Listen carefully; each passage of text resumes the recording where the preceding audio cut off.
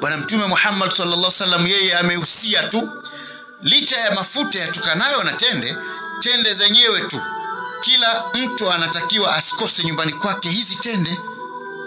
Na ukiamka asubuhi ikikuwezekania basi upate kokwa japo 7 ule.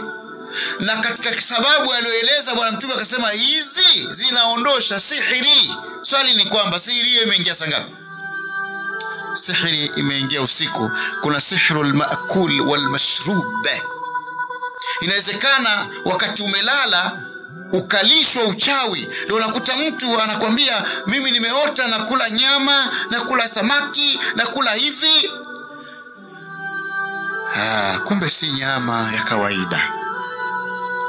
Unaamka asubuhi tumbo limejaa, hujui chanzo ni nini.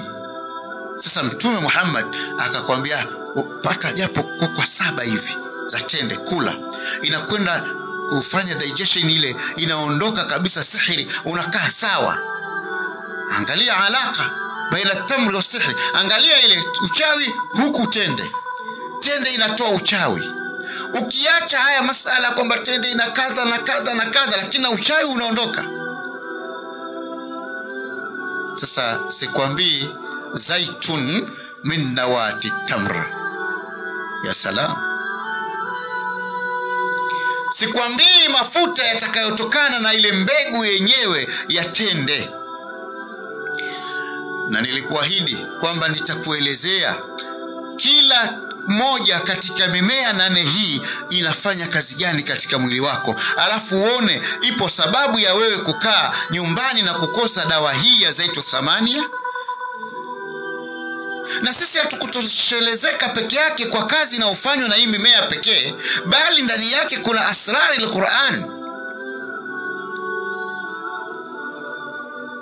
Tumetumia hii bilba'i bal binutqatil gharra bal bismil ilahi wa hamdihi nailul watar rabbi bi fatihatil kitabi min ar-rada wan nas bil falaq mina mimman khadar ya rabbi bil ikhlas damir man bakha tabbat yada man kada uram darar بالنصر جد فالكافرون تفرعنوا تالله إن النصر كوثر من صبر أرأيت مكر قريش كيف أبادها أولم ترى ويل لكل فتى مكر.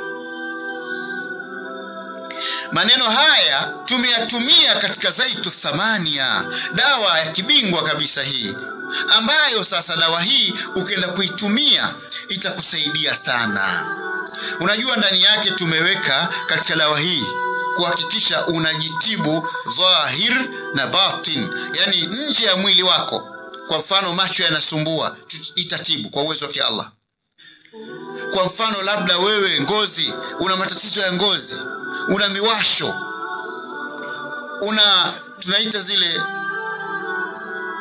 zinazosumbua katika ngozi, ukurutu, upele, alhasil al-amradh al-jildiya, matatizo ya ngozi. Lakini kwa ajili ya aljamalia, akina mama kufanya ngozi yako iwe nzuri, zaitu thamania, nywele zako kuhakikisha kwamba zinaota vizuri, ni dawa nzuri sana. Ninaposema nzuri sana na maanisha ni nzuri sana, inafanya kazi kubwa sana. Lakini batinia, ndani huko, ndio tunasema kwamba huko ndani na inafanya mambo makubwa sana. Na kama unataka na siri, inatengeneza mfumo mzuri wa uzazi. Nikisema mfumo mzuri wa uzazi, naomba unielewe hapa. Kodi hiyo nakupa.